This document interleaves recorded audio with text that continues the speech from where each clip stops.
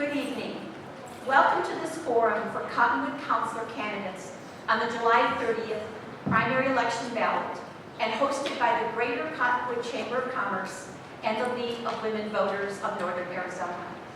My name is Mary Chiquin, and I am a member of the League of Women Voters and your moderator for this evening's forum. The League of Women Voters, a nonpartisan political organization, envisions a democracy where every person has the desire, the right, the knowledge, and the confidence to participate. The League of Women Voters is an organization fully committed to diversity, equity, and inclusion in principle and in practice. Tonight's forum is being videotaped by the Verde Independent for broadcasting on YouTube and other social media outlets. The purpose of this forum is to hear from the candidates on why they want to be Cottonwood Councilor. It is also an opportunity for candidates to answer questions submitted by voters to the Chamber of Commerce prior to this forum. The goal of the forum is fairness, civility, and engagement. I would like to introduce our timekeeper for this evening. It is Bae Gerstner. She's down here in the front row. Her role is to keep us all on time. She has 3 signs: a 1-minute sign, a 30-second sign, and a stop sign. She will raise the 1-minute sign, then the 30-second sign, and finally the stop sign. Candidates will finish their sentence, and then they will need to quit speaking. The forum this evening is in 3 parts. We will have opening remarks. Each candidate will be given 2 minutes to introduce themselves to the audience. They will also be given 2 minutes to answer a question provided in advance by the League of Women Voters. Part 2 is questions submitted by the voters.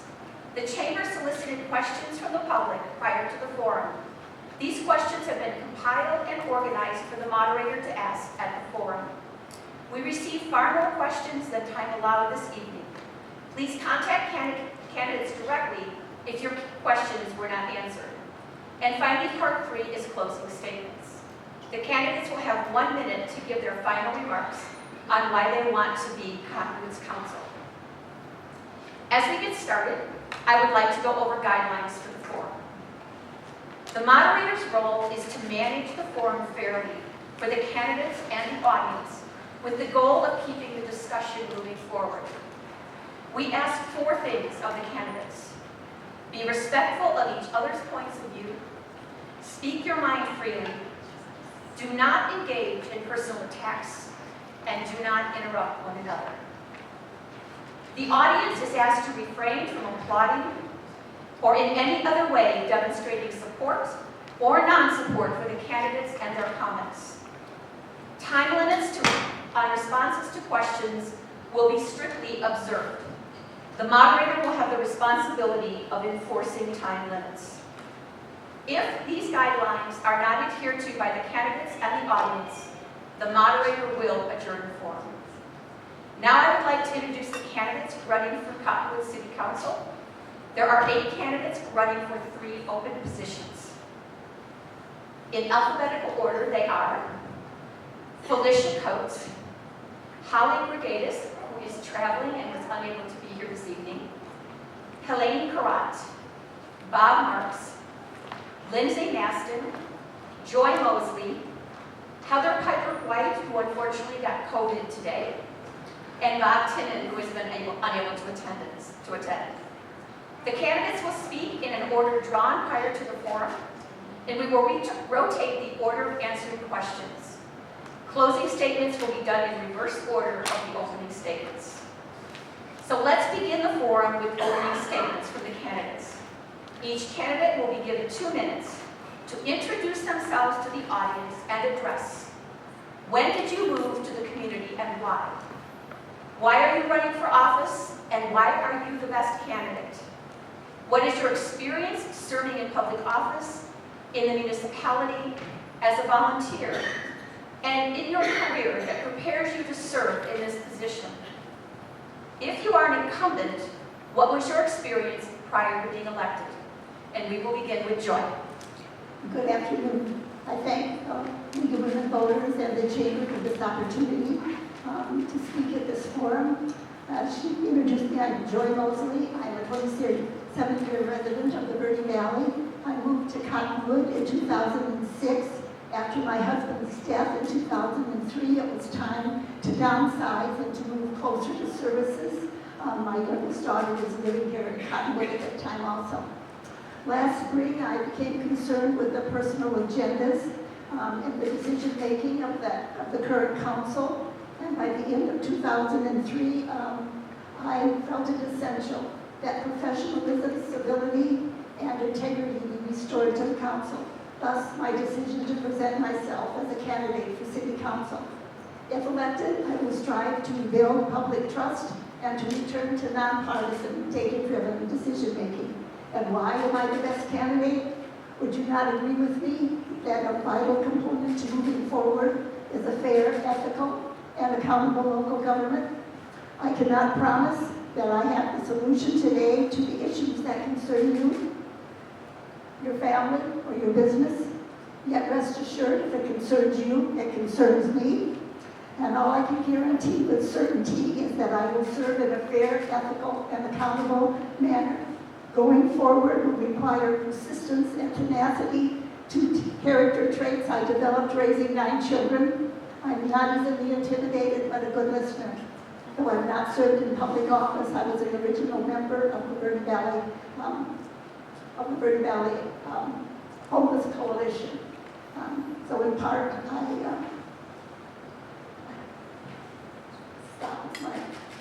is that for me? I'm sorry. So in part, supported the, no, it's okay. Thank you, Joy. Felicia? Hello, my name is Felicia Coates. My husband and I moved to the Verde Valley, to Cottonwood specifically 11 years ago. We moved here because we love the Verde Valley's natural environment, its wonderful history and culture, and the lifestyle. I have decided to run for council because I care deeply about Cottonwood and the Verde Valley. I think it's time for some fresh, positive energy on council. I have not previously served on council, but I have an 11-year history of volunteer public service on a broad range of projects in the Verde Valley. These projects range from co-leading the city's historic home and building tour for 4 years, to working within the town of Clarkdale offices to secure grants to revitalize 2 parks, and as well as create a trails master plan. From this experience, I've acquired some knowledge of how things get done in a municipal setting.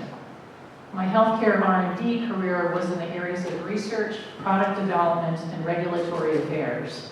Skills that I learned from this career that could serve me well on council include being objective, fact-based, and analytical when making plans and decisions.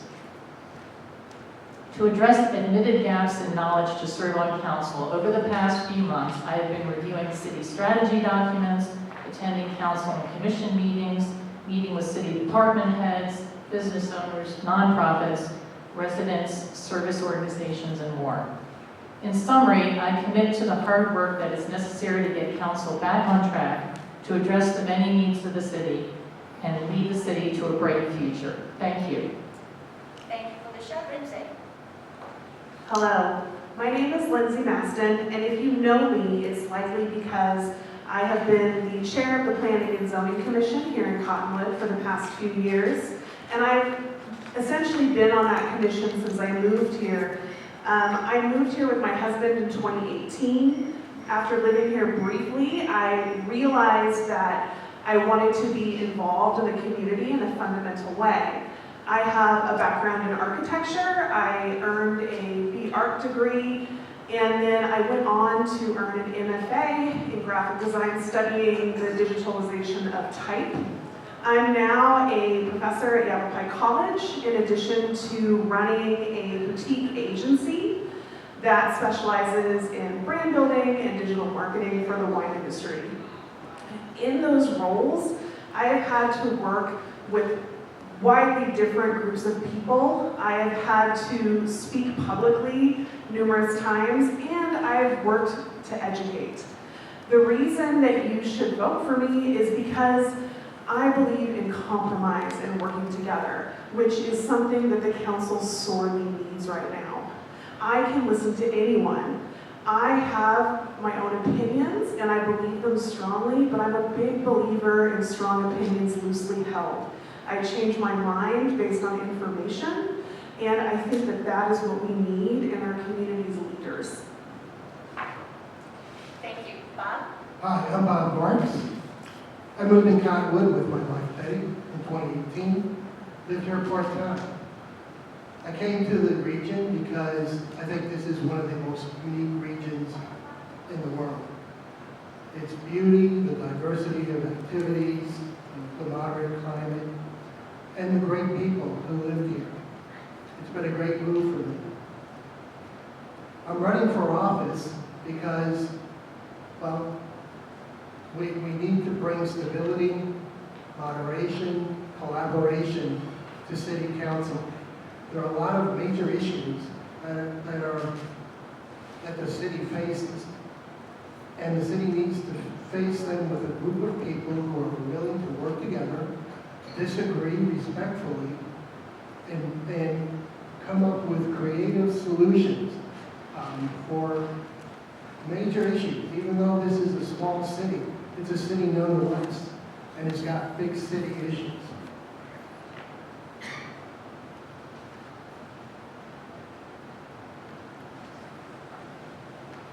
I don't have any experience in elected office. This is the first time I run for elected office. In fact, when I retired in 2021, if you told me to make a list of things I would do while I'm retired, this wouldn't even be on the list.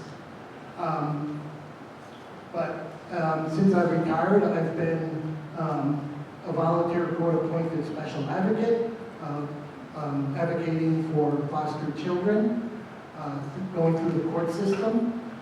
I think I'm the best candidate because of my experience.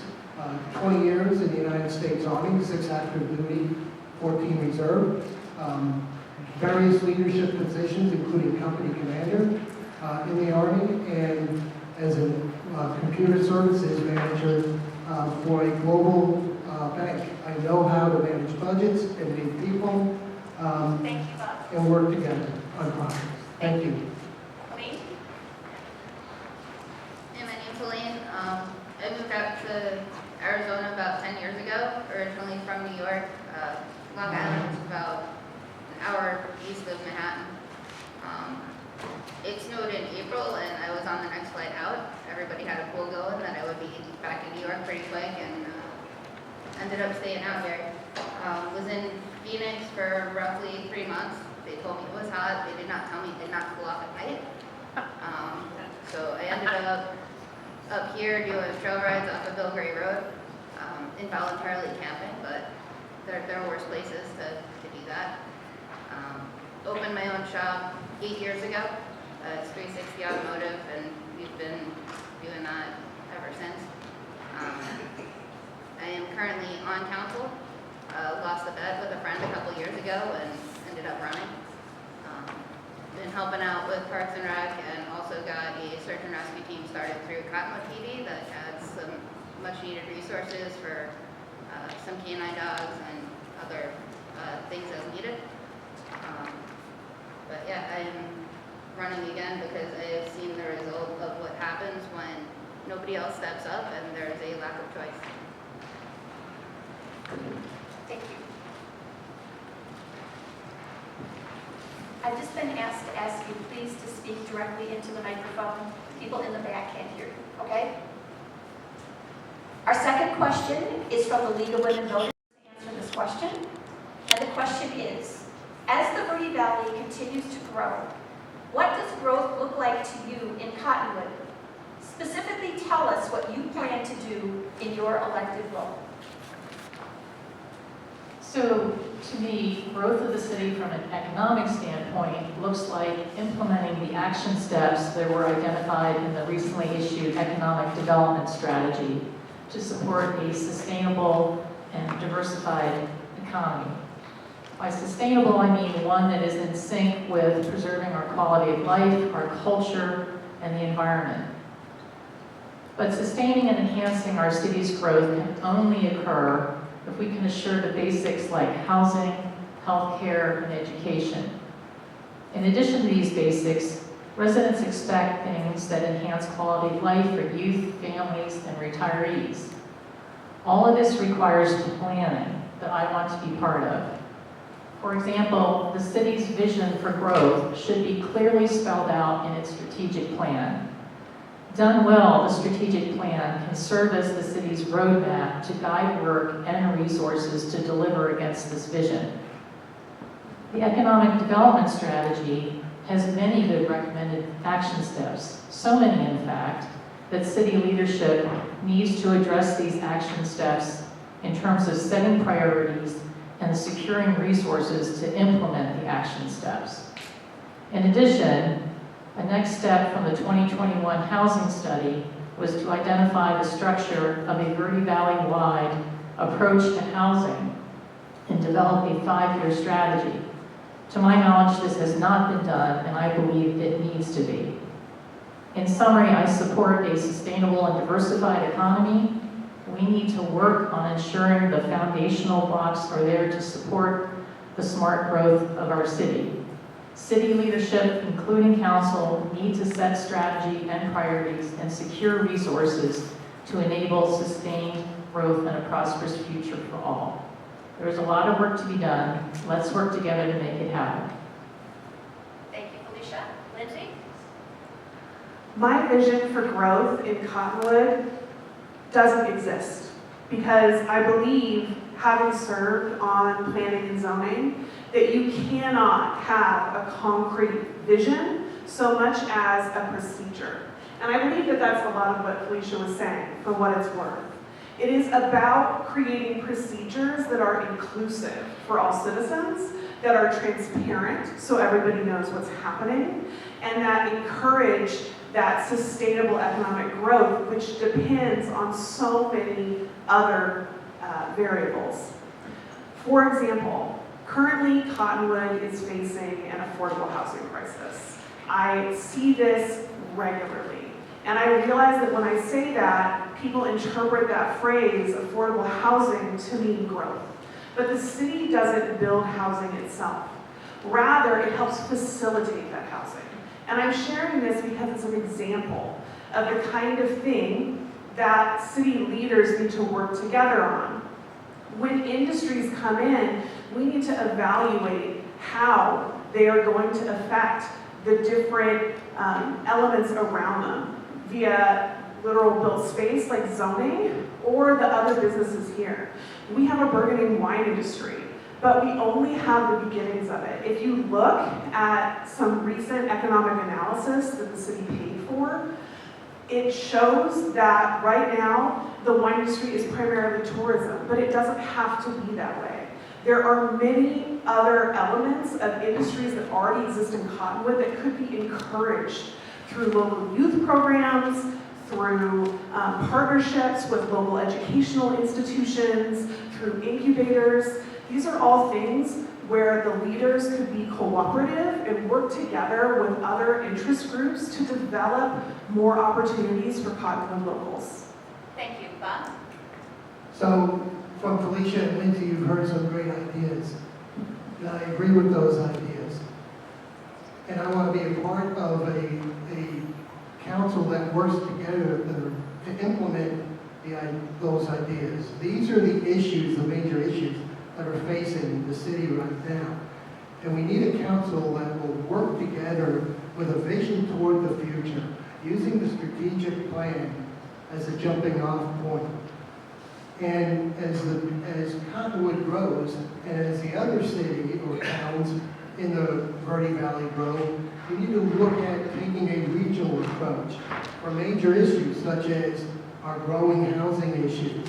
It's becoming harder for somebody coming into Cottonwood to afford a new house now based on the median income, household income, than it is down in Phoenix. And so we need to take an approach to work on that issue and fix that issue. And I'm confident that we can have a council that is willing to work together on these major issues For our, for our economic strategy, as Felicia said, we have an economic development study that gives us a great roadmap to growing business in the city. But we have to, as a council, we have to establish a reputation amongst potential businesses that we welcome businesses to Cottonwood, and we welcome growth as new businesses come in. We want to establish ourselves as a business-friendly community, but we need, and that will help us grow. But at the same time, we need to sustainably manage that growth because it can get out of control if we don't manage it correctly. Thank you. Thank you. Colleen? So, can you guys hear me in the back now? Okay. So, I grew up riding horses on Long Island. We had the highest point was a whopping 350 some odd feet. At the top of that point, you could look down on the island, and it was all green. It was all farmland and horse land and all kinds of stuff. The further out east you went, the more spread out it was. And I watched over a period of about 15 to 20 years, developers come in and completely turn it to asphalt and concrete, all of it. I moved out here because it was wide open and I didn't want to see that happen again. There's got to be a balance to allowing growth to happen, but it's got to be sustainable. We don't have the infrastructure to support the massive growth that's trying to move in. We don't have the water, we don't have the road system, we don't have the resources. There's only so many people that Safeway and Fry's and all the other food supply stores are going to feed before it becomes a problem. Right now during COVID, when supplies were scarce, you had people who needed more resources than they were allowed to buy, and they were passing stuff up and down the checkout line, and everybody was getting what they need. The more you build and overdevelop, that goes away because now you have limited resources and everybody's fighting over it. And it is not pretty. So I think as we look at future growth and development, we have to make sure that we have the resources already in place to support it. And then just because you can fit high density doesn't mean that everything has to be high density. There are certain places where it makes sense, but there are other places where it's spread out and to some extent needs to stay that way because we can't handle the traffic and we can't handle the other resources that brings in with it. So that sustainable growth needs to include a plan to make sure that the resources are in place before we bring everybody here. Thank you, Colleen. Joy? Have you not noticed that growth is happening here in Cottonwood? We have a new hotel going up. Buildings are being ready for new businesses. Single and multifamily housing in construction. Major roads receiving an upgrade and an amazing increase in the wine tourism. And there's been a focus on the maintenance and replacement of recreation facilities. So how will City Council manage this growth? I take a deep dive every day into the Cottonwood City Council website. There are strategic plans, there are community and development has strategies. So when elected, I will work with these plans and with the staff to manage this growth, and as others have talked about, in a sustainable way, giving much thought to the impact on our city infrastructure, our streets, our utilities, our resources of open land and water, as well as the growth's impact on our local economy and businesses. It will be very important to keep in the community a young, vital, and developed workforce essential to economic growth. This will require attracting businesses with low-paying jobs, making affordable housing available. Is it not? I just feel it is beyond the scope of City Council to accomplish this all alone. It will take a collaborative effort with city departments and their staff, with committed local professionals, the business, healthcare, and educational communities. My vision as a City Council member is to continue to move this awesome city forward sustainably and vibrant into the future, benefiting you, your families, and your businesses. Thank you. The next question will be 1 minute. and it's regarding the general plan. Lindsay, you will be first. What is your familiarity with Cottonwood's proposed general plan? Did you participate in plan development? And what topics do you feel are the most important to address? Thank you. I am familiar with the General Plan 2025. I did participate in that both as a commissioner on planning and zoning, and then also in terms of online attendance of more general meetings where possible. But as a planning and zoning commissioner, parts of the general plan were introduced to us multiple times. We had the opportunity to read through it in its entirety when it was a draft, and so I did participate. So for me, some of the most important parts of the general plan are the water-wise measures that the city has taken, the fact that the city has, over the last couple of decades, reduced its water use, and we're currently using less water than was projected to be needed in 2012 today in 2024. I think that the budget, that is it. That is all I think. Thank you. Bob? I have general familiarity with the general plan. It is one of the plain books that is available to the city of Cottonwood to help manage the city. It is a good general plan created by an excellent city staff. I agree with Lindsay in the major issues. Our water rights, even though we were using less than we were 10, 12 years ago, it is something that has to be constantly managed, and managed carefully, and managed with an eye down the road. We need to know how much water we have. And housing, housing, the issue around housing and the solutions around housing.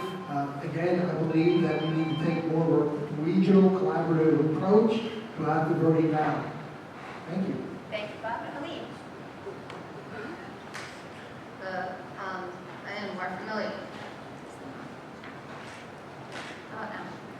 more familiar with the general plan than I would like to be at this point. There were a lot of meetings and a lot of community gatherings that we sat through as a council and outside of council.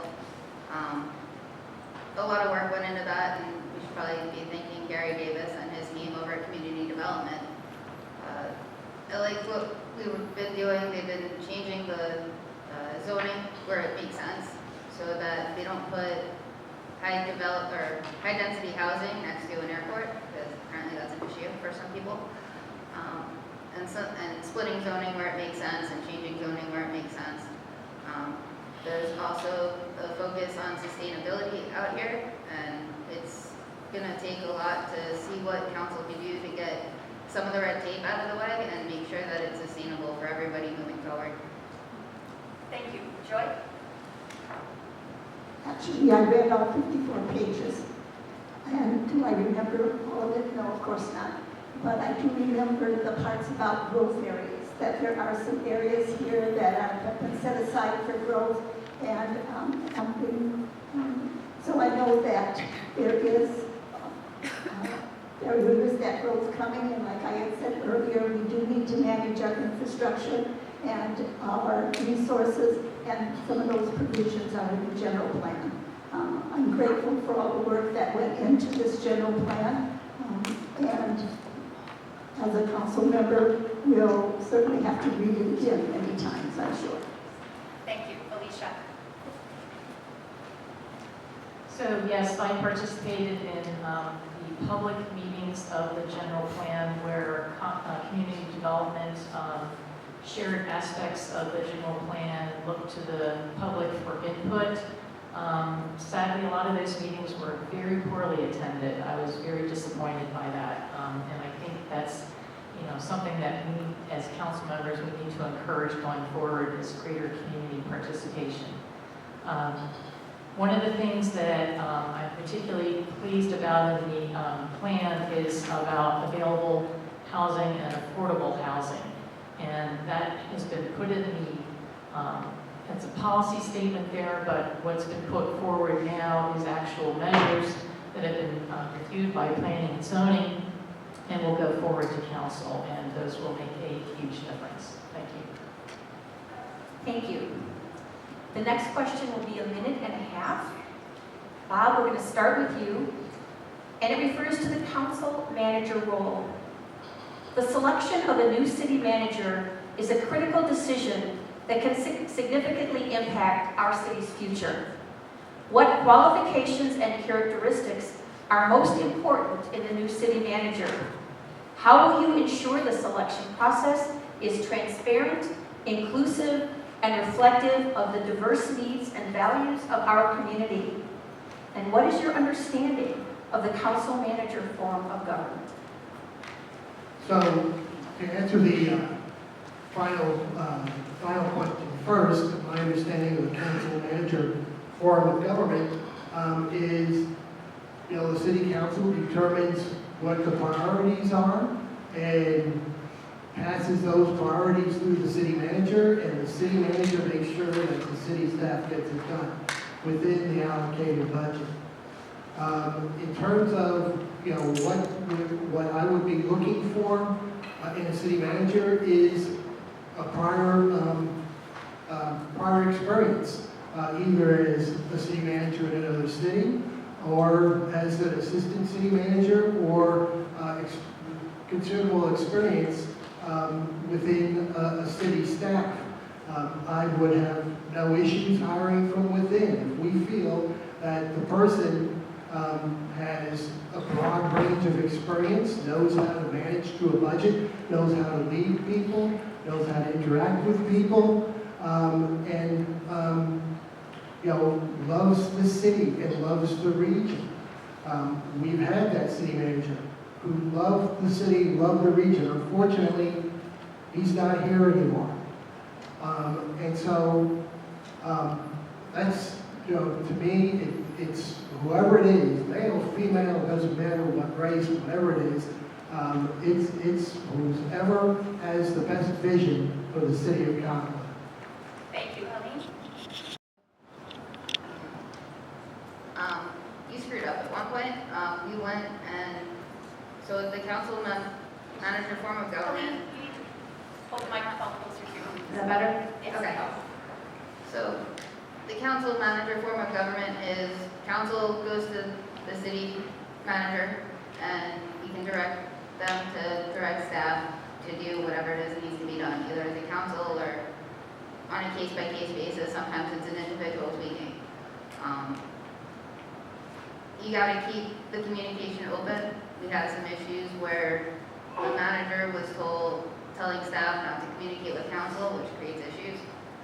We also had some issues where council was telling staff members directly what to do, and that creates a whole other host of issues. So there's got to be that balance and open communication. As far as moving forward and getting the city manager or keeping the city manager we have, it's got to be somebody who can make an executive decision, who's able to tell us what's actually going on, not what we want to hear, and to keep that line of communication open and keep everything moving forward. We did screw up in the past. We had this we didn't want to promote from within, and it bit us. So hopefully moving forward, we can, and maybe the next city manager comes from outside, but to not eliminate the upward mobility of what we currently have, and to start developing staff for our future needs. Thank you. Joy?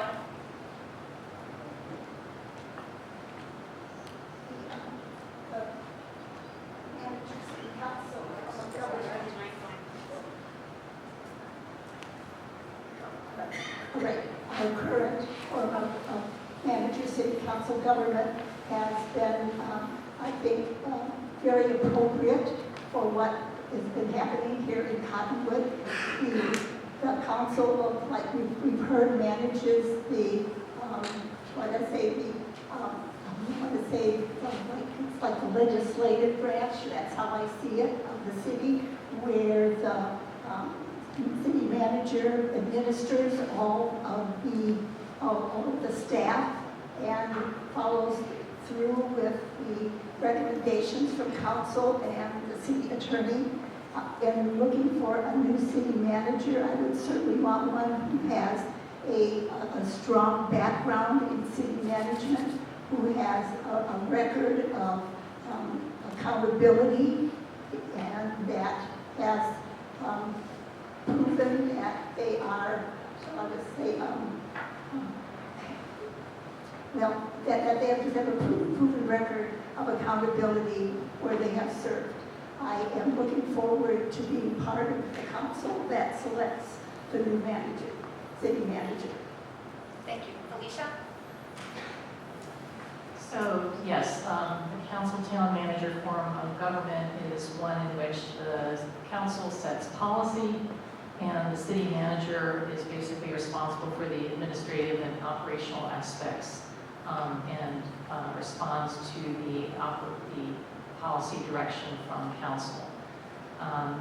In choosing a city manager going forward, there are procedures in municipalities for how that is done, so I would expect that to be followed, but I was familiar with the process that the town of Clarkdale went through in selecting their town manager, and one of the things that I thought was particularly good was that there was an opportunity for the public to ask questions of the prospective candidates, and that the responses to those questions were part of the ultimate decision-making on the candidate for the town manager. Thank you. Thank you. Lindsay? One of the benefits of going last for this question is the factual part is fairly well covered. Suffice to say, I agree with my predecessors' depictions of the city manager form of government with council. A good way to think of it, in my personal opinion, is almost like the town manager is the cap on this bottle.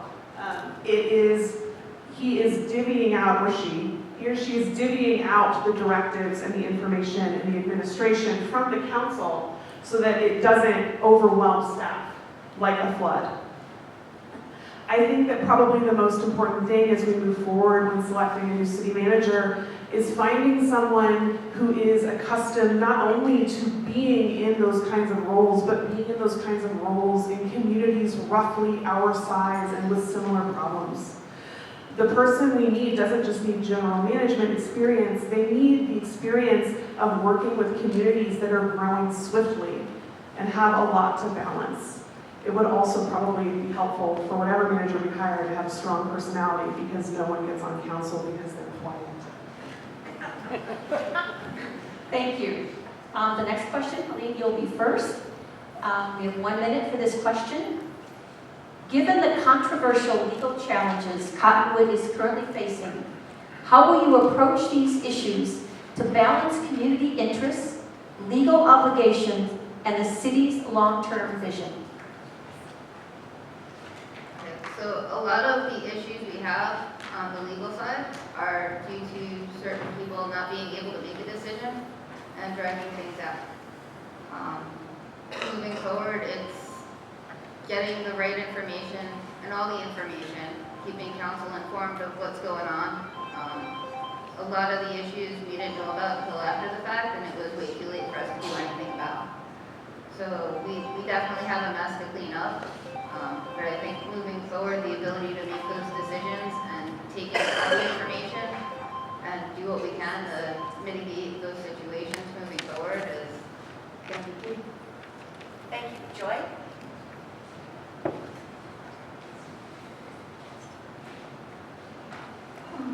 As I was looking through some of the city council agendas that I managed to keep, I think there are like maybe five now, what would you call them, civil suits against the city, and that's just as unconscionable. If there had, in my opinion, if the council members or staff had been paid more attention on related to city code and ordinance, maybe some of this would not have happened. I know some, like the last one was a terrible accident, but still, it seems 5 is just beyond comprehension that the city is having to litigate and to take that time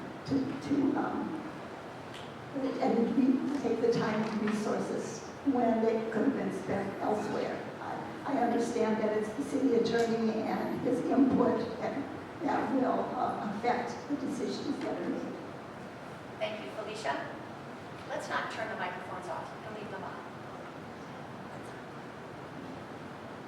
So,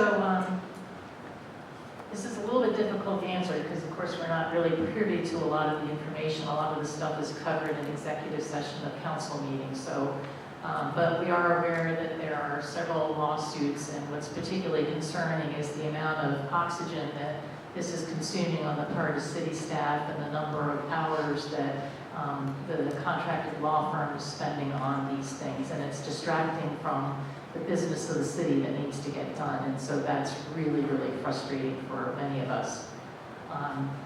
So how to balance community interests, I think this is something that we need to think about going forward. I know that as I've been talking to people, some people have been upset and with various issues and said, so what if the city gets sued? And I think it does matter if the city gets sued. There's a lot of things that the city cannot do and the public does not always understand that lawsuits will follow. There are consequences. Thank you. Lindsay? Thank you. My take on this is that first and foremost, it is one of every city councilor's responsibilities to protect the city from potential injury, including civil suits. Now, there are some that we can't do anything about, for example, a dogfight.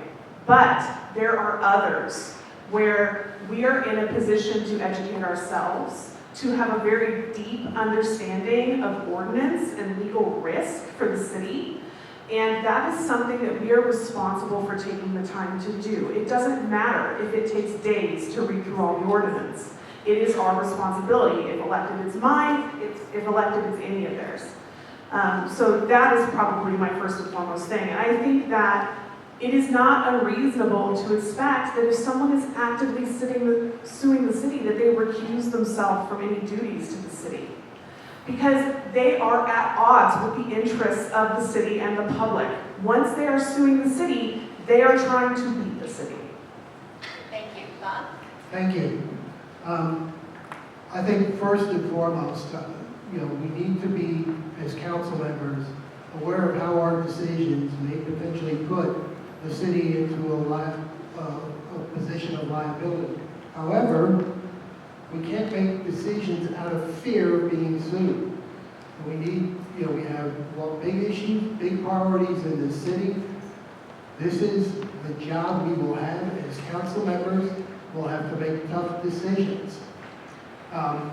We need to have, we need to hire a full-time attorney for the city who can guide us along and provide us with legal advice, and we need to follow that advice. And we need to do our homework. We can't just walk into a council meeting with our own opinions about an issue without doing the research on it. We need to be a well-prepared council. And that, I think, is the best thing to protect us from liability. Thank you. Joy, you'll be up first for this next question. And it's on council civility. How do you plan to foster collaboration and constructive dialogue among city council members when there are significant differences in positions and priorities? 1 minute. Well, it will begin with each one of us desiring to be a unified council collaborating on the issues of this city. Civility is being able to communicate clearly with one another without anger, without loud voices. And my concern is, or has been, that the public has been allowed to speak to the council in an uncivil manner. And so that would be probably my priority, how to address, how the public addresses the council, how we educate the public to address the city council. I know in the council here, these candidates, and I'm sure that civility will not be an issue. Thank you. Alicia?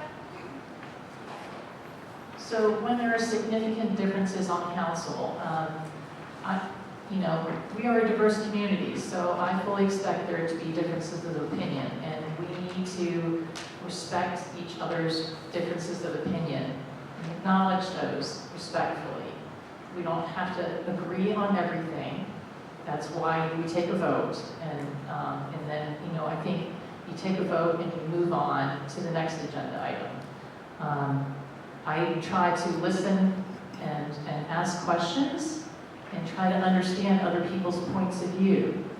If time allows, I research things. I try to understand better, a different point of view. When a former mayor of the city told me oftentimes she would come into meetings with a point of view and she would listen to other council members and change that opinion. That behavior is something that I would like to model. Thank you. Lindsay? Thank you. This is probably one of the most important things that the city of Cottonwood does for itself, is elect a body of representatives who can disagree in a productive way, because disagreement is good. Disagreement is how we come up with better solutions. The ideal is not for everyone to agree on everything, but the ideal is for everyone to be heard and to listen and to genuinely take other people's ideas into consideration. Part of this is just a technicality. It's running the meetings well. One of the things that I think might help the city council is having both a comment period and a question period. This is something that we do on planning and zoning. And having those two periods be distinct for the commissioners helps ensure that everybody is able to fully share their point of view. But it's also a state of mind and a decision to get along. And I agree with some of the people out here with me that everyone at the podium today would do that. Thank you, Bob. I worked in decades of leadership position experience in the Army and 22 years with the Global Bank. You better believe I worked with people I didn't agree with personally, and even sometimes people I didn't like, but I respected that they had the right to have an opinion and a viewpoint. And believe me, I know when I'm in the room, I'm not the smartest guy in the room. In fact, if I'm ever the smartest guy in the room, I'll probably leave in that room. But what it means is I have an open mind. I'm looking for creative solutions. I'm looking to work collaboratively with people to make decisions. And one thing when I was working professionally is I always knew that the good of the corporation or the Army was bigger than myself. What's good for Cottonwood is bigger than myself. Thank you. Colleen? So the biggest issue we had, and why everybody saw the, I believe shit show is a legal term for what they saw going on in the council meetings, was due to lack of communication. I'm sure most of you are aware there are open meeting laws, which means if there's something that we know is going to be on the agenda, we can't all go talk to each other on the side. And so when an issue comes up, like it did last year, and certain people want to have a conversation about it, and we can't, you start to build resentment, and then you start having issues.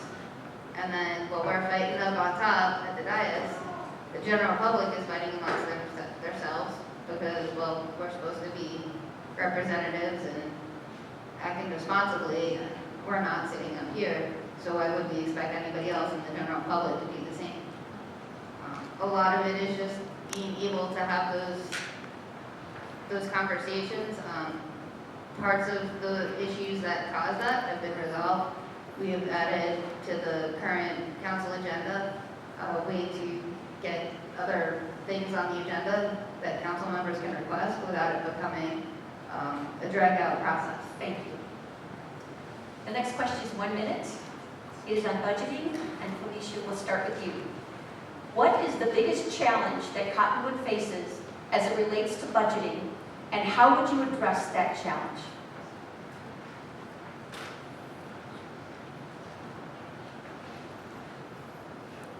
So, I guess simply stated is, when you look at the strategic plan that it's in place currently, there is a huge list of initiatives that need to be addressed. When you look at the economic development strategy that was just released, there's a huge list of action steps there.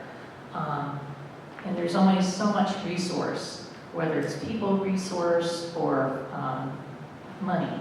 And so that is one of the biggest challenges. And so I think what I'd like to see more in the strategic plan is prioritization, so that focus can be given, direction can be given in terms of where the funding should go. So that's what I would recommend. Thank you. Lindsay? Thank you. So in my opinion, the biggest challenge for Cottonwood when budgeting is the fact that the vast majority of our budget comes from sales and use tax, which is basically sales tax. Cottonwood does not have a property tax that it charges its citizens. Many citizens do not know this because the county does. And so they pay a property tax bill and they assume that some of that is going to the city, but it's not.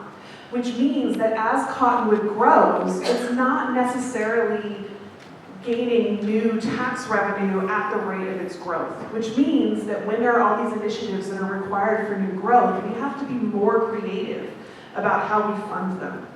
We have to go after grants aggressively. We have to distribute budget line items very carefully because there's only so much that we can afford within our budget given the primary source of our revenue. Thank you. Bob?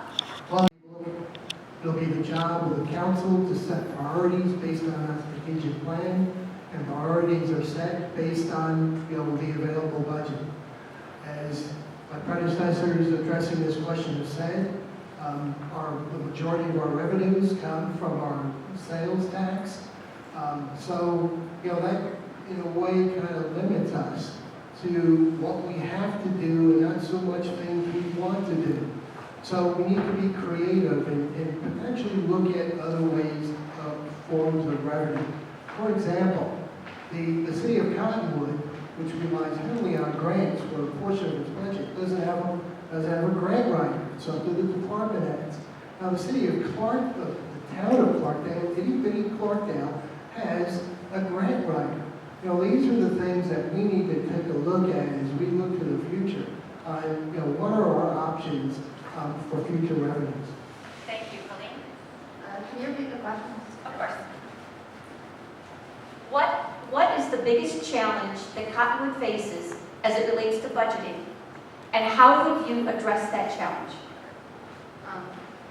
So actually most of our budget is more grant funding than it is our sales tax.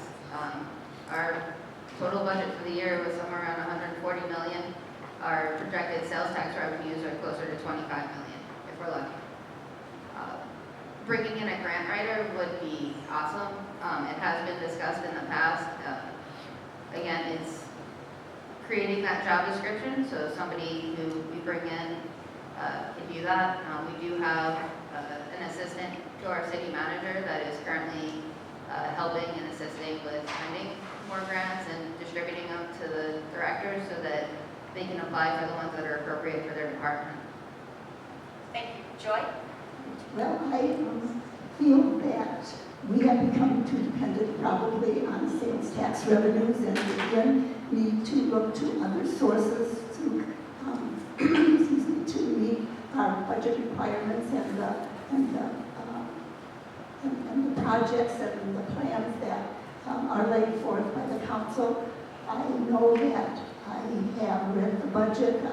I'm impressed by it. I know that not everyone, every staff member got everything that they wanted on this budget, but I think that the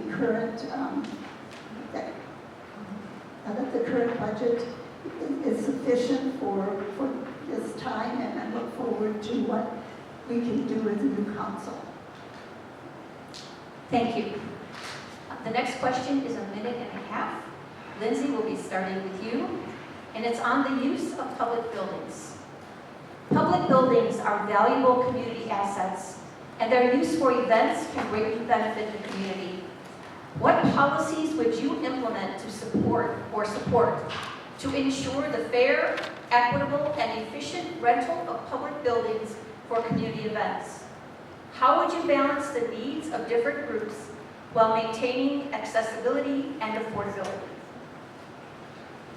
So this question is interesting to me because I don't believe that Cottonwood, or I believe that Cottonwood actually just changed its policies on rentals, and that right now the city is not renting. I am not 100% on that, but that is my understanding as of this moment. Moving forward, I think that the renting of buildings like this one can be a way to provide a valuable service to the community. And I think that when we rent these buildings, referencing an earlier answer I gave, it's very important that we do not put the city into a position of risk, which means that from a liability perspective, we need to follow the same rules for every single party interested in renting any given building. Now, what those rules are probably needs to be set into place. I do not know them at this point, but I do know that they need to be consistent for all rentals. I also, excuse me, I have 30 seconds left, and I'm going to do a quick fact check. The 2024-2025 city budget is approximately $140 million. About $26 million of that is sales and use tax. However, $65 million of that is carryover surplus, and grants are considerably less. I have it open in front of me. Thank you. Thank you. Bob? Well, we'll follow the law. And, you know, I think, you know, that's the right thing to do. We'll follow the law. And if somebody wants to hold a community event that in some way violates the law, then you know, we'll address that as a council. But having a community, you know, having community buildings reinforces our community feeling, our community vibe. You know, we have, you know, not just the Cottonwood Clubhouse, but the rec center. You know, there are not many cities or towns in Arizona that has a facility like we have in our rec center. And so, you know, the rec center, just like every other public building, is open to everyone. So, you know, for me, it's really as simple as that. It will follow the law. Thank Oh, you. I have 30 more seconds. Good. I thought you were going to put up the stop sign. You fooled me. And it is also a way to, you know, generate revenues for the city. And we actually need to take a look at, you know, some of them. This may not sound right, but, you know, we do need to take a look at revenue sources down the future, down the road, and, you know, how can our use of community buildings and community activities help us maybe generate a little more. No, you're going the wrong direction. And you said you put up the 1 minute sign. Thank you. All right. Yeah, no. Generate, you know, revenues for the city. Thank you. Thank you, Bob. Colleen? The reality is the city needs to get out of the rental business. We lose a ton of money on keeping this building open and others solely for rentals. It is a service much better served by the private sector. It is also very easy to sit here and say that you're going to follow the law and apply it to everybody. It is completely different when you are making that decision and your family and your staff are being fed. It's a whole different deal. You're better off just leaving that to the private sector and staying out of it. Thank you. Joy? So I would agree with Helene. I feel that the city of Cottonwood does not need to be in the rental business. That it has put the council and the staff in a difficult situations. And I believe that at this point, as Bob has said, you know, until there is such a policy, that we do need to follow the law and to try to avoid any more civil lawsuits and any cause for liability. Thank you. Felicia? So this building has a significant amount of history. I mean, it was funded by a Works Progress Administration grant with matching money from the women in the community who held bake sales and other fundraising things to get money to build this structure. It has been a community building for years and years. We were talking when we came into this building about how when my neighbors and I moved here, there were square dances being held here. There was no charge. It was truly a community building for use by the community residents, by the city residents. I have not liked the transition to this building being available for lease only, including city residents. So I really think it should be a building for use by city residents and accessible and free to the city residents to use. There are other buildings, resources within the city here that don't generate revenue, and yet the city supports those, and I think this should be one of those. Thank you. Bob, you'll be up for the next question. It is 1 minute, and it is on zoning. If you could change one thing in our zoning code, what would it be and why? I first want to start out by saying I'm amazed how they supplemented the funds to build this building by holding a bake set or bake sets. It's just, wish we could still do that. It'd be some expensive baked goods, but I think the zoning, we need to have some flexibility. We're rather limited on what we're able to do, quite honestly. The actual city limits of Cottonwood are rather limited, or it's a small geographical footprint. So honestly, we've got a great planning and zoning board. We've got a great community development team working with the city. I would rely upon them for their guidance on any flexibility that can be shown with the zoning laws that will help us grow the city in a manageable and sustainable way. Thank you. Colleen? So the first thing I would do as far as the zoning change is get rid of the high density zoning, at least until we have the infrastructure to support it. Joy? At this point, I can't think of a thing that I could want changed. I am just very impressed with the work of the Community and Development Department and their efforts to make zoning, making some zoning changes that make it more making building codes and fees more accessible to builders. And just to make the whole process of building easier. I'm just very impressed with the work of the Community and Development.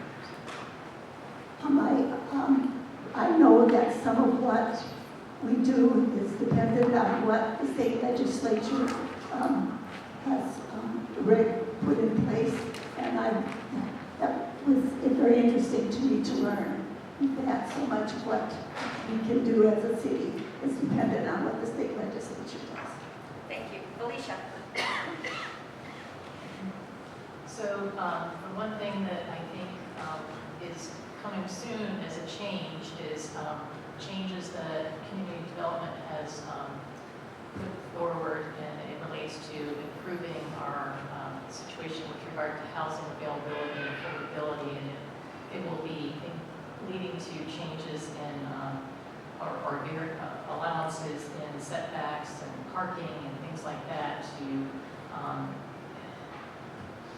increase the amount of housing that can be put in a particular area while still maintaining the zoning in that area, the density of zoning in that area. So there are some things that are coming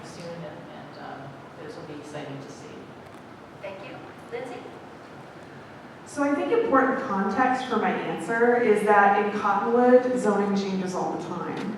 I mean, literally every couple of months, something in the zoning is changed just a little bit.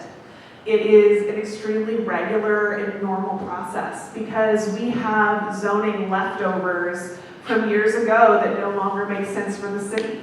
And the city staff work hard to bring those before the Planning and Zoning Commission, and then after that, the city council, to get approval to make things make sense. I mean, lots cut in half, so half the lot is in two separate zones, things like that. That is what the city is working with. More broadly, I think it's also important to understand that even the highest density zoning in Cottonwood is still relatively low density. We're talking about like 3 stories with some apartments. And there are state mandated minimum sizes already in place. So it's not as though you're going to get super high density anything in Cottonwood as it is. I'm out of time. Thank you. Helene, we'll be starting with you on the next question. It's 1 minute and it's on advocacy. As a council member, how do you envision your role in advocating for our city's interests at both the state and federal levels? What specific strategies or initiatives do you plan to pursue to ensure Cottonwood's concerns are effectively represented and addressed in broader policy discussions? So as a council member, we get to participate in a lot of other boards and organizations throughout the state. One of them is the League of Cities, where we can go and present ideas and then they get recommended to the state legislature and they become applicable statewide. The other one is involvement with NACOG, which on occasion I actually get to make those meetings. There's other organizations even within the city. You have the chamber, you have the housing, Verde Valley Sanctuary. There's a bunch of other areas for community involvement and checking to see what we can do as a council, even if it's just being supportive and writing letters so they can help get grant money or changing ordinances and policies to help make life easier for others. Thank you. Joy?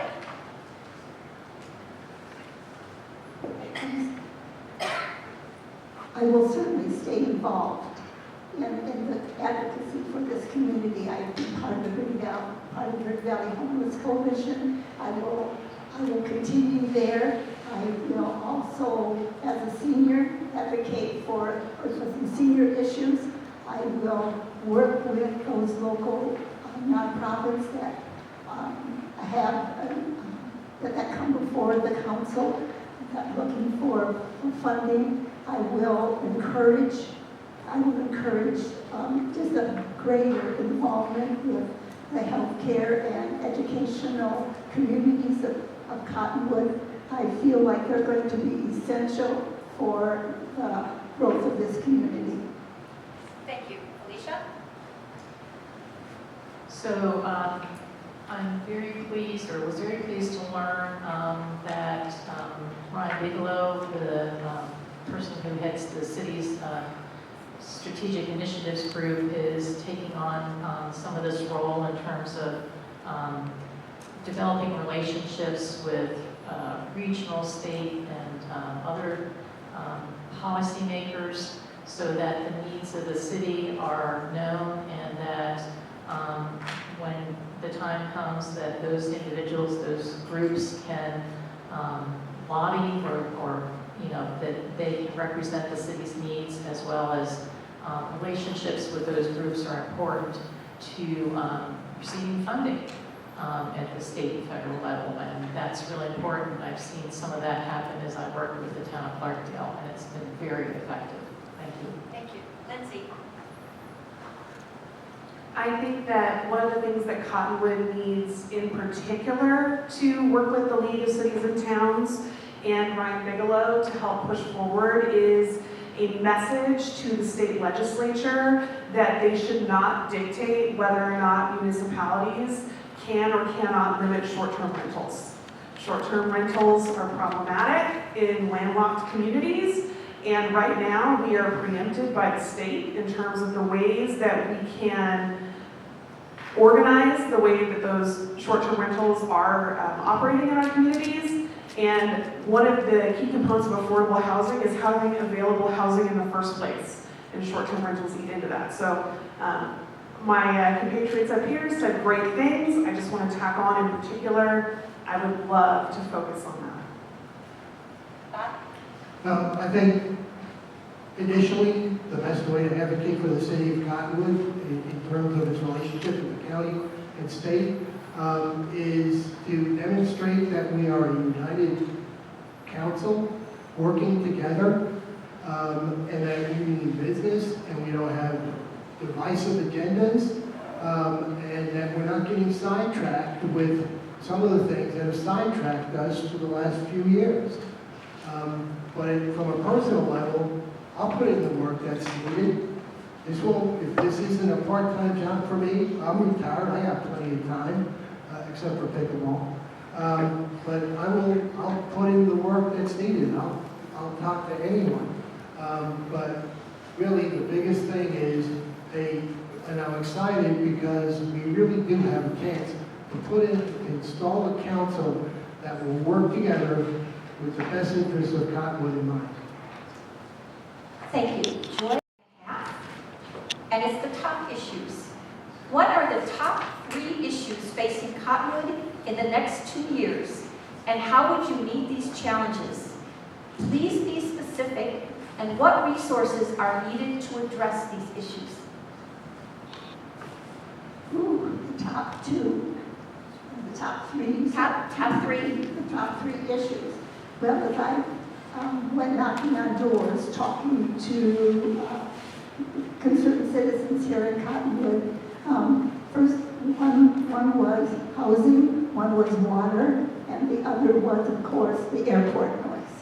And as far as the water goes, I know that there have been water studies being done, that we can certainly participate with that, with the plans that the local, the Arizona Department of Water Resources are doing some surveys, and we can participate with those. As far as housing, we've talked about that. It's going to be a collaborative effort amongst the community here with state and county officials, and the airport noise. That's going to, again, just take a collaborative effort. Manager. So those are all things that need to be acted upon. I think the economic development strategy has a lot of things that need to be addressed. My concern there is that there's not enough resource, and so, by that I mean the city staffing. So I think part of the role of city council will be to find resources in some form or fashion to be able to implement some of those action steps. Thank you. Lindsay? In my opinion, the #1 issue facing Cottonwood currently is housing. And the reason that it's housing is because housing has a waterfall effect in other key issues facing our community. For example, the lack of educators.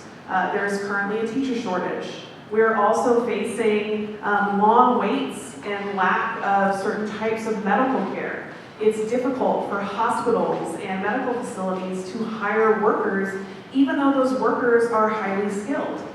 Housing is the reason for these shortages. It is because we do not have places for people to live. Cottonwood is a relatively unique community in that our affordable housing problem is in large part due to a literal lack of supply. So we need to make inroads to help with that. And I do believe that the planning department has worked incredibly hard on that. I've seen a lot of that on the Planning and Zoning Commission. I voted yes for a number of initiatives. My next 2 things that I think are key are going to be services for youth, in particular teenagers. I mentioned earlier that I'm faculty at Yavapai College, and I see how this community's youth leaves. And I don't want them to leave. I want them to stay. I want them to be part of this community and help grow it with homegrown locals. I think that there are things we can do through multiple different initiatives, whether they're Park and Rec, education. Last thing, working together, civil disagreement. Thank you, Bob. I think, again, I'm in agreement. I think housing is our biggest priority right now that we need to address. Cottonwood used to have a housing manager. The housing manager was brought up of some creative ideas for the city. We no longer have a housing manager. I think we need to address that issue. Right now, it is with Ryan, the strategic planning manager, but Ryan has other duties. So I think that needs to be something that the council looks at. The next priority is water. The city does a really good job for anything that comes up before council addressing water. We need to continue to do that. It doesn't, a new council doesn't necessarily change that priority, but we need to know how much water we have. For me, the third priority is budget and revenues. As we continue to grow, do we have, the revenue that will support that growth? And people will come. The same thing that brought you to Cottonwood is bringing other people to Cottonwood and the Verde Valley. And we need to make sure that we have the revenues that can support that growth, keep our infrastructure fixed, keep our community activities going, and other priorities. Thank you. Elaine? So everybody likes to keep using the same buzzwords. We definitely have issues with housing and jobs and economic development and Talk into resources. the microphone, please. Is that better? Yeah, please. Okay. Thank you. The reality is it all comes down to our education system. If the kids aren't learning the skills that they need to get jobs, then they're never going to be able to afford housing. We're not going to get employers because they don't have the workforce to support the jobs they're coming here to create. If anything, we need to focus on the youth and getting them involved in the community and getting them improving the education system. And that doesn't mean that everybody's going to college or ASU or NAU or any other higher level degree. There's plenty of high paying jobs here that can't be filled because nobody wants to work and they don't want to put in the skills and learn the skills necessary. I have a couple of kids out of the Mingus Automotive program and they're making livable wages. There's plenty of welding jobs, there's plenty of other infrastructure jobs. So it's changing the education system so that it's more technical and then getting to where we can bridge the gap between the kids and the jobs available and the employers that want to come here. Thank you. Felicia, you'll be up next for the question. It's 1 minute, and it is on communication. How does the city of Cottonwood currently communicate with the public, and what should be the priorities for improving communication, transparency, and public engagement in the future? What presence would you maintain in the community as a member of the Cottonwood Council? Can you clarify that last point? What presence would you maintain in the community as a member of the Cottonwood You Council? said presence. Yes, presence. Well, that's a lot to cover in a minute. Okay, so communication is critically important, and I really feel like some of the issues that council has had derive from communication challenges. It's a two-way street. I know that the city has worked very hard via their website to make information accessible. Some of the information is not as accessible as I'd like it to be, but I think it's a good start. But I think, within the Cottonwood City Council forum, I've seen a lot of people who are extremely frustrated with the process, and I'd like to see other mechanisms made available to people to be able to share their concerns, to get their questions addressed. Because the council forum really doesn't cut it. It really doesn't work for people. Thank you. Thank you. Lindsay? One of the things I noticed when I first started serving Cottonwood in a volunteer role was that a lot of times residents seemed to feel like they were left out of decision making. And while I can see how hard staff works to include people in decision making, how many meetings there are, I do think that there's a gap between the awareness of those events and then who actually attends. And to a degree, we can actually see this here today. Like, there's not as high a participation as I would like to see for an election as important as this. And I don't think that's necessarily the city's fault. It is a two-way street, as Felicia said. But I think that there are things as council that we could do to make it easier to get the word out. One of them might be a simplification of some things on the website, just so things are easier to find. I also think that we might look into how we are advertising certain events that are coming up, because it needs to be transparent, and not just in fact, but also in perception. Thank you. Bob? So as I've gone around town knocking on doors and talking to voters, I have been struck by, when I've had these discussions about certain things that are happening in Cottonwood that people don't know about them and weren't aware.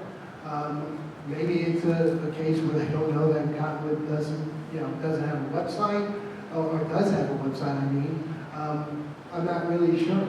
But we do need to, work on that. We do need to make sure that people are aware of Cottonwood's website, maybe work closer with the Journal Extra to advertise activities coming up, and other, use the Journal Extra to report, other ways that people can keep in touch with what's going on in the town. In terms of my presence, I'm going to try to do community outreach. That'll be part of my job, and other things similar to that. Thank you. Colleen? So that communication's a two-way street. Our emails and phone numbers when you're on council are all public record. You go onto the city website and you get a hold of any one of us, you get a hold of anybody in any city department for the most part.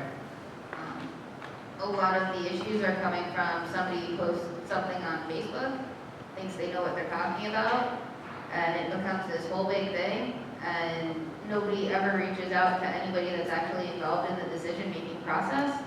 And then the next thing you know, there's a newspaper article, there's a lawsuit, and the information's nowhere near what actually happened. So a lot of it is just that everybody, as a community, if you have a question, just reaching out and ask what's going on. Thank you. And Joy?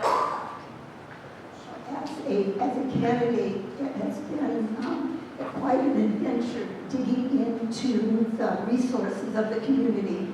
I believe that communication is important, like as they said, a two-way street, and there is so much information available. There really is. I have learned so much in this process in being a candidate for city council. I have found staff. I have found staff available.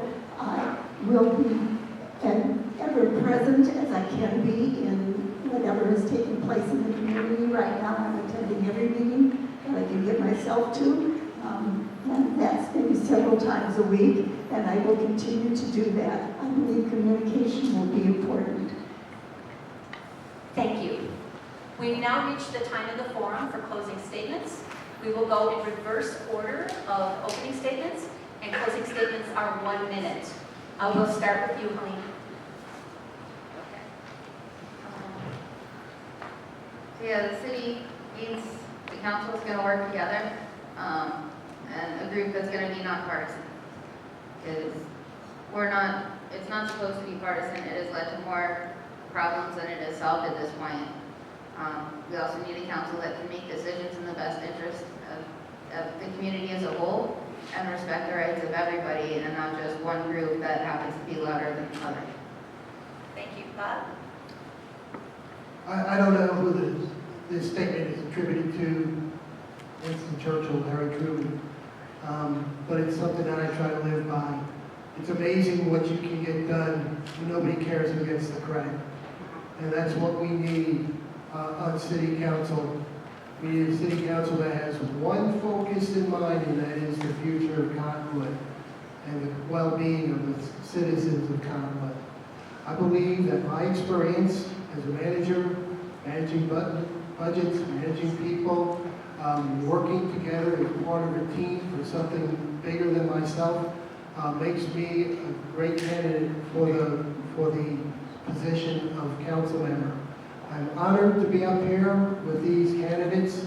I'm excited about the opportunity to work with them to help Cottonwood grow and continue to be a vibrant community. Thank you. Lindsay? This process has been amazing for me in terms of my confidence in where the city council is going. More than anything, to echo some things that people just said, what Cottonwood needs is a group that will work together, even when they disagree. And I have had the good fortune of meeting, I believe, almost every single city department head, most of the larger nonprofit heads, with the first-time candidates next to me. And what I've seen is that we can be cooperative. You all have heard us here tonight. We do not agree on everything. But I promise you that when we leave here tonight, there won't be any rancor. We can work together. And that is so important for the city. Personally, I am very confident in Cottonwood's next steps. I would love your vote, but even if you don't vote for me, because there is this commitment to civil disagreement and working, as Bob said, for something larger than ourselves. Thank you. Felicia? So I just want to start with thanking all of you for giving your time and energy to come out tonight. It's really important, I think, as a community that the community is engaged. So thank you for all for coming. I hope from some of the questions and the answers I provided tonight, you had a little bit more insight into thinking about some of the issues that face the city. I'm ready to serve the community and ready to do the work that's needed to move the city ahead. I hope you'll consider me in the election. Thank you. Thank you. Joy? Like Felicia, I'm grateful for you concerned and engaged citizens. I'm grateful that you are here tonight. Grateful that you have had an opportunity to listen to this amazing group of candidates. Your vote is important. Your vote will be your voice in our future. I would just consider, I would ask you to consider your vote for me, of course, but our goal, I believe, here tonight is to move Cottonwood forward in a vibrant and vital way. I know that nothing is impossible when we are committed to work together, and I trust that that's what will be part of the commitment of this new council, an opportunity to work together for the betterment of this community, plus, being part of what your families, being part of your businesses, being concerned about all that concerns you. So thank you again for this opportunity. Thank you. And finally, I would like to thank all of the candidates for being here this evening and the audience for your attention and participation. I'd like to remind you that Election Day for the primary election is July 30th. Ballots have already been mailed. I have a feeling some of you have already returned them. You can put them in by mail or drop them off at some of the boxes that are around the Verde Valley and definitely in Cottonwood. I would like to remind the voters, voting is our power. So please get out and vote. Thank you and have a wonderful evening.